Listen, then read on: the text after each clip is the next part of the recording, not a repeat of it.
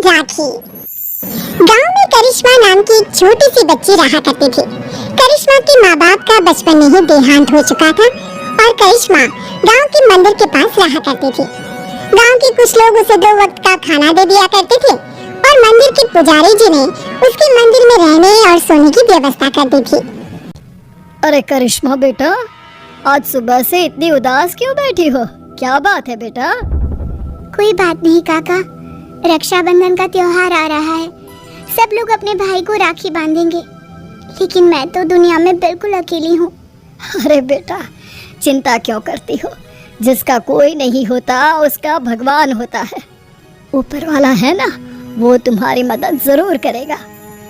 लेकिन भगवान असल में थोड़ी ना होते काका, भला वो मेरी मदद कैसे करेंगे?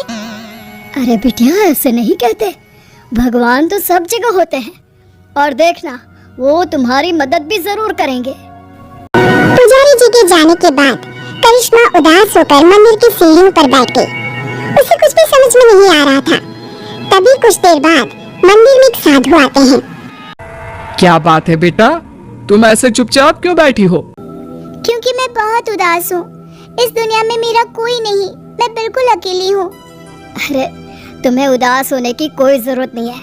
ये देखो, मेरे पास एक बहुत सुंदर फूल है। तुम इसमें धागा पिरोकर भगवान के हाथ पर राखी की तरह बांध देना। लेकिन उससे क्या होगा बाबा? उससे कुछ होगा नहीं बेटा, बस तुम्हारा अकेलापन दूर हो जाएगा और तुम्हारे जीवन में खुशियाँ लौट आएंगी। क्या सच में ऐसा हो सकता है? हाँ, रक्षाबंधन वाले दिन सुबह नहा धोकर मंदिर की जो मूर्ति है उस पर फूल की राखी बनाकर बांध देना। इतना कहकर साधु वहाँ से चले गए।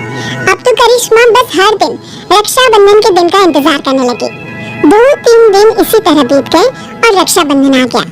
करिश्मा सुबह सुबह नहाकर उस फूल में धागा पिरोकर भगवान के मंदिर पहुंची और उसने वो राखी भगवान की मूर्ति को बांधी।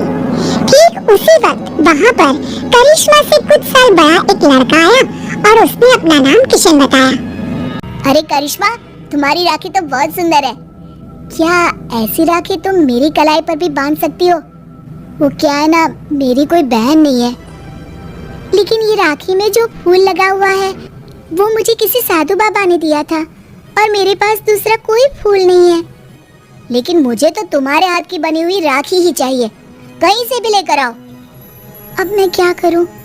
भगवान ने बड़ी मुश्किल से मेरे जीवन में किसी को भेजा है। अगर मैंने किशन को राखी नहीं बांधी तो वो नाराज होकर चला जाएगा।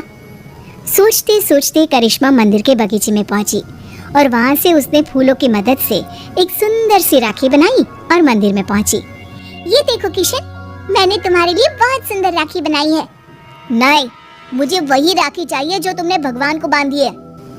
लेकिन ये कैसे हो सकता है? वो राखी तो मैं भगवान की मूर्ति को बांध चुकी हूँ।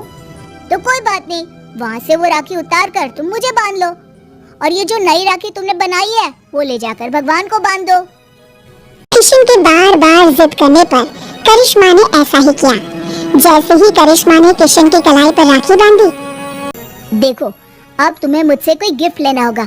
जब भी कोई बहन अपने भाई की कलाई पर राखी बांधती है तो बदले में उसे कोई ना कोई तोहफा लेना ही पड़ता है। लेकिन मुझे तो कुछ नहीं चाहिए। लेकिन अब तुम्हारा भाई आ गया है ना, अब से तुम्हें किसी के आगे हाथ फैलाने की जरूरत नहीं है। चलो, मैं तुम्हारे नए घर में लेकर चलता हूँ। करिश्मा किशन के पीछे पीछे चल गई।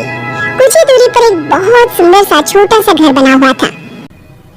देखो करिश्मा, आज से ये तुम्हारा घर है। ये समझ लो कि तुम्हारे भाई ने तुम्हें रक्षाबंधन का तोहफा दिया है। ये घर तो बहुत सुंदर है, मैं यहाँ पर रह सकती हूँ? हाँ हाँ, बिल्कुल रह सकती हो। इतना कहकर किशन वहाँ से चला जाता है और करिश्मा अपने घर में रहने लगती है। उस घर में खाने पीने की सारी चीजें थी। करिश्मा बहुत खुश थी और गांव के लोग भी खुश थे। करिश्मा को रहने के लिए एक जगह जो मिल गई। कुछ दिनों के बाद किशन करिश्मा के घर आता है। देखो करिश्मा, ये तो जादू हो गया। तुम्हारी बनाई हुई राखी तो सोने के कंगन में बदल गई। लेकिन ऐसा कैसे हो सकता है? मैंने जो राखी बांधी थी वो तो एक साधारण सा फूल था। नहीं करिश्मा, वो कोई साधारण फूल नहीं था। अगर ऐसा होता तो वो सोने का कंगन नहीं बन जाता। लगता है ये साधु बाबा का ही जादू है। उन्होंने ही मुझे वो जादुई राखी दी थी। लेकिन मैं सोने के कंगन का क्या करूँगा? तुम इसे अपने पास रख लो, ये मेरे किसी काम का नहीं। किशन वो सोने का कंगन करिश्मा को देकर वापस चला जाता है। करिश्मा सोच में पड़ जाती है कि आखिर वो सोने के कंगन का क्या करे। तभी उसके दिमाग में एक तरकीब सूझती है। करिश्मा सोने के कंगन को बेचकर पैसे ले आती है और उन पैसों से उसने राखी बनाने का सामान खरीद लिया। इस तरह उसने अपनी एक राखी की दुकान खोली। अरे वाह करिश्मा, तुम्हारी राखी तो बहुत सुंदर है। सारी राखियां मैं खुद अपने हाथ से बनाती हूँ और ये ज्यादा महंगी भी नहीं है। हाँ हाँ, ये बात तो बिल्कुल सच है। तुम्हारी राखी बहुत सस्ती और सुंदर है। सही कह रहे हो भाई। करिश्मा की बनाई हुई राखियां इतनी खूबसूरत होती है कि हम जिसे भी देते हैं वो खुश हो जाते हैं। अब दूर दूर से लोग करिश्मा की बनाई हुई राखियां खरीदने आने लगे और करिश्मा की राखियों की दुकान बहुत अच्छी चल पड़ी। एक दिन फिर से किशन लौट कर आता है। करिश्मा, मैं तुम्हें एक बात बताना चाहता था। हाँ बताओ ना भैया, क्या बात है? देखो करिश्मा, मैं उन साधु बाबा का ही एक शिष्य हूँ और उन्होंने ही मुझे तुम्हारे पास भेजा था। वो तुम्हारे बारे में जानना चाहते थे कि तुम कितनी ईमानदार हो, इसीलिए वो सोने का कंगन मैंने तुम्हें दिया था और तुमने उस सोने के कंगन का उपयोग एक अच्छे काम में किया है। इसलिए साधु बाबा और मैं, हम दोनों ही तुमसे बहुत खुश हैं और हम दोनों का आशीर्वाद तुम्हारे साथ है। अब आने वाले जीवन में तुम्हें किसी भी प्रकार की परेशानी का सामना नहीं करना पड़ेगा। किशन भैया, तुम्हारे जैसा भाई और साधु बाबा जैसे गुरु पाकर मेरा तो जीवन ही सफल हो गया। मेरी मदद करने के लिए बहुत बहुत धन्यवाद। आपकी दी हुई जादुई राखी ने सच में मेरा जीवन बदल दिया।